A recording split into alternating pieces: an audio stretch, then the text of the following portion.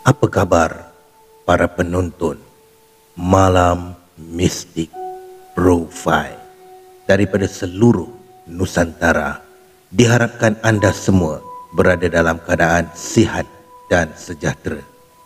Pada malam ini, Brother Fai akan kongsikan kepada anda satu artikel yang datangnya daripada nukilan Harry Jas ataupun Larry Raphael. Kisah mengenai Pontianak berbaju congsam merah.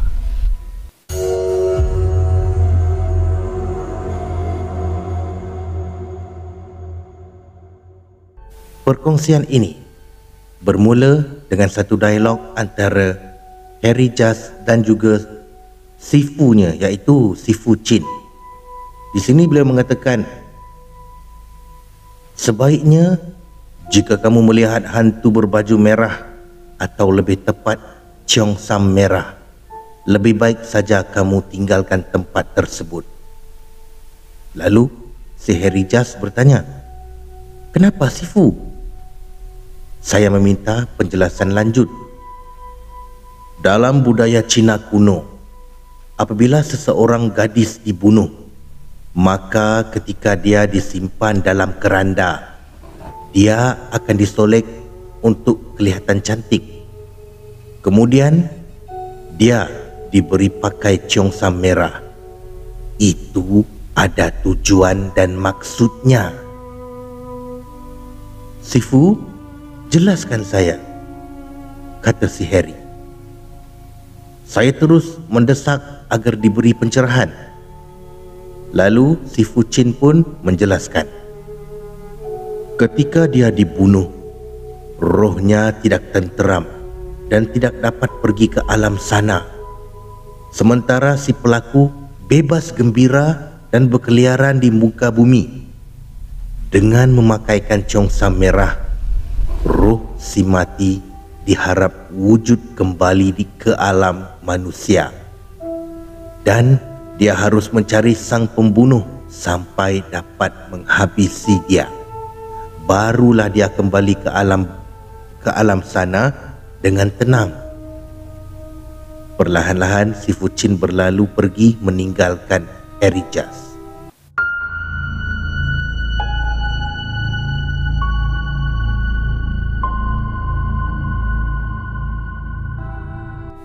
Kisah mayat yang dipakaikan congsam merah ini memiliki tradisi kuno yang ramai orang tidak mengetahui kisahnya pada hari ini. Sifu saya, kalau dahulu menceritakan yang budaya memakai baju merah ada banyak maksud ketika dipakaikan kepada wanita atau gadis yang telah meninggal dunia. Lazimnya budaya Tao Cina tidak menggunakan baju ini sembarangan atau maksud yang biasa-biasa. Ini merupakan satu amalan adat dan kepercayaan mereka. Sesiapapun yang menggunakan baju congsam merah ketika persemadian memiliki banyak maksud ketika dia dikuburkan.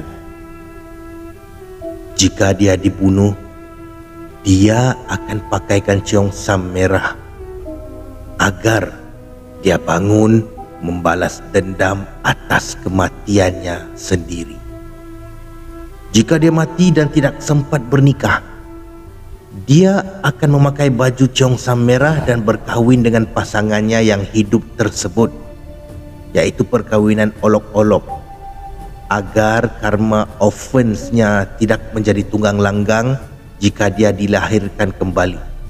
Maksudnya, jika tidak dilaksanakan satu ritual perkahwinan ala-ala orang hidup, mereka mempercayai di kelahiran akan datang dia akan mengulangi tragedi yang sama di hayat lepas. Jika dia mati beranak, dia boleh saja dipilih untuk memakai baju merah atau baju dengan warna sesuai pilihan keluarga mereka sendiri. Jika dia terpaksa mati kerana dipercayai berkahwin dengan raja hantu, dia akan dikebumikan dengan Cheongsam berwarna merah. Demikian juga jika mayatnya tidak diketemukan atau mati bunuh diri atau berumur pendek, sebuah patung akan dibakar dengan memakai baju merah. Tradisi memakai Cheongsam merah ke atas mayat wanita kaum Tionghoa hari ini kurang sudah memiliki nilai estetika yang jelas kepada banyak generasi pelapis muda Tionghoa kini. Syukurlah saya ada guru yang baik untuk mengongsikan kepada saya mengapakah budaya itu menjadi amalan kaum mereka pada zaman dahulu. Sifu saya mengatakan, jika kebetulan ternampak roh atau lebih layak dengan gelaran Pontianak, iaitu Pontianak perempuan berbaju Cheongsam merah, segera menghindari atau menjauhi mereka. Itu bukan roh yang baik. Sifat rohnya adalah penuh dendam. Dia boleh menyentuh roh dan jiwa Anda untuk dibawa pergi bersama.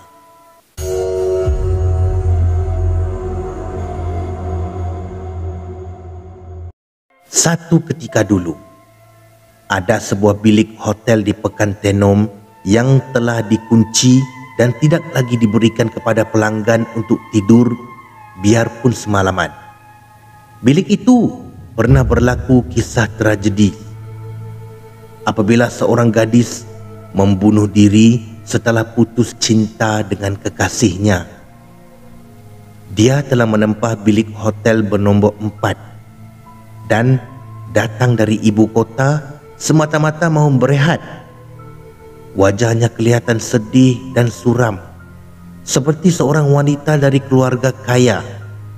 Wajahnya kelihatan sangat begitu sayu dan tidak bermaya. Sesiapa pun tidak menyangka dia datang menginap untuk last, iaitu kali terakhir dalam hidup sebagai manusia. Kekecewaannya yang sangat berat dan hancur membuatkan dia untuk memutuskan, iaitu mencabut nyawanya sendiri. Dia memesan sebotol anggur terbaik ke bilik hotelnya dan meninggalkan sepucuk surat menyatakan betapa dia merasa kecewa kerana kekasihnya berkahwin dengan wanita lain dan bukan dia.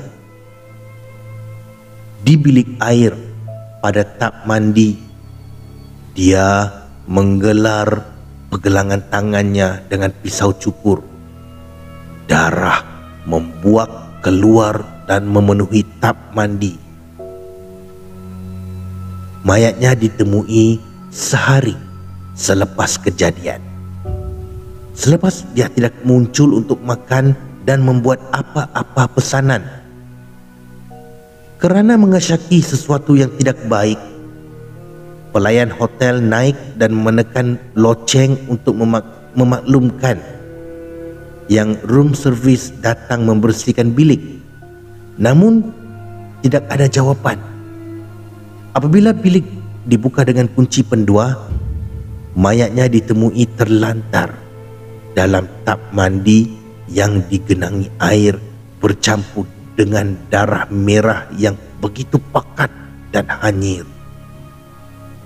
Bilik itu ditutup buat seketika sebelum dibuka semula untuk tetamu yang datang menikmati pemandangan alam sekitar yang segar. Sejarahnya dipadamkan, namun manifestasi gangguan roh perempuan berbaju Cheongsam merah tetap menghantui. Pada hari dia menamatkan riwayatnya, dia sempat meletakkan baju Cheongsam merah untuk hari perkahwinannya kelak di atas katil tidur beserta secepis nota.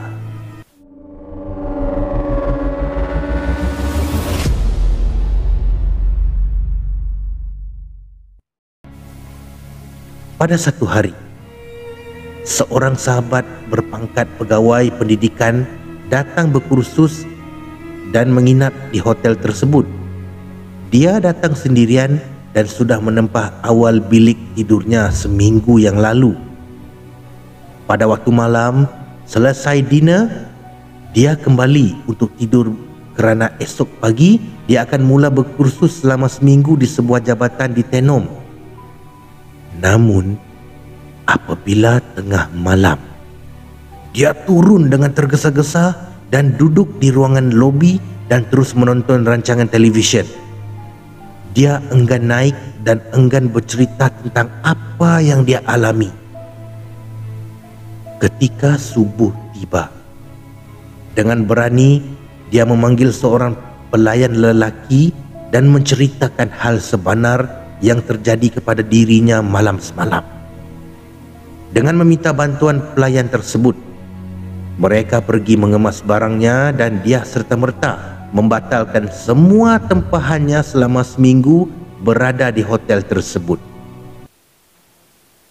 Dengan wajah yang pucat dan tergetar, dia menceritakan yang malam semalam ketika tidur, dia terbangun dan terkejut apabila melihat susuk perempuan berbaju Cheongsam sedang duduk di hujung kakinya sambil menyisir rambutnya dengan perlahan-lahan.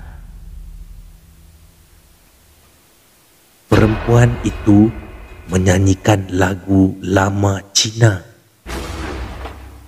Mulanya dia belum menyangka apa-apa yang buruk terjadi.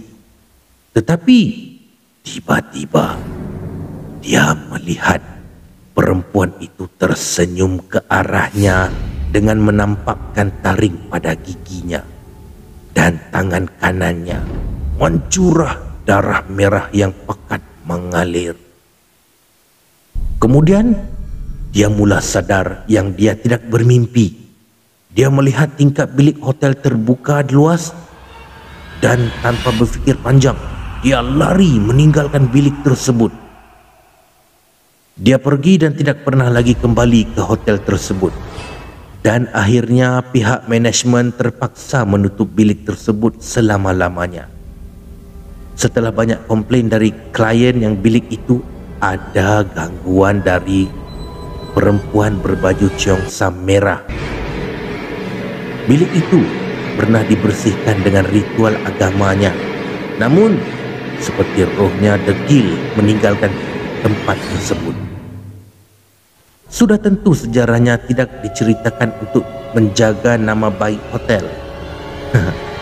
Jika kamu bertembung dengan spirit berbaju Cheongsam merah, adalah lebih baik kamu mengelaknya dan jangan sama sekali pandai-pandai meminta nombor ekor.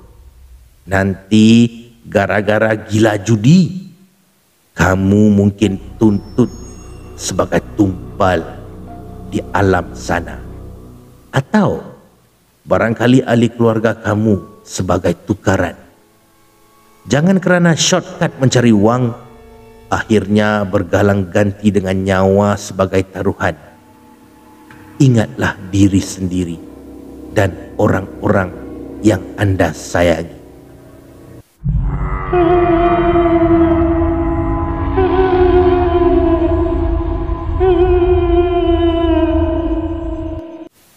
Ya, itu dia saudara, perkongsian daripada Larry Raphael ataupun namanya di dalam Facebook Harry Jazz mengenai kisah hantu Pontianak ataupun hantu Cheongsam merah Terima kasih Harry Jas kerana telah kongsikan artikel ini.